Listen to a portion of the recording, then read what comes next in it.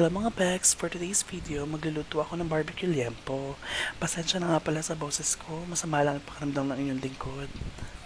Ito pala yung mga ginamit kong pang marinate. Bumili ako ng Dato Puti barbecue marinate.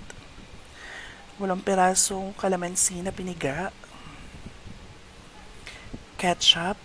Ayan, binase-base ko muna siya dyan. Ang tagal kasi labasan.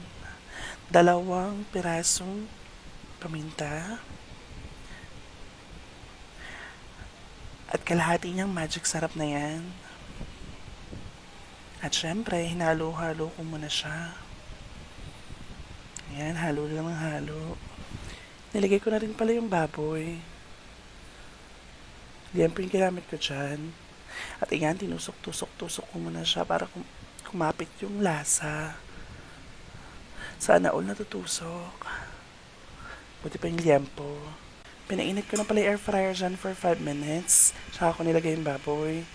Nilagay ko na rin pala dyan yung pinagbabaran para malalong mas malasa. Pagkatapos sinet ko ni air fryer for 180 degrees Celsius for 25 minutes. Tignan-tignan nyo rin siya. Kapag 15 minutes na, baliktarin nyo yung baboy. Tsaka lagay nyo rin yung pinagbabaran uli para lalong mas malasa.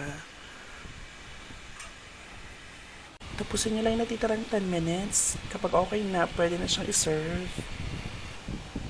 At ayan, kakain na tayo. Sobrang lambot pala niya. Tignan nyo dyan sa video.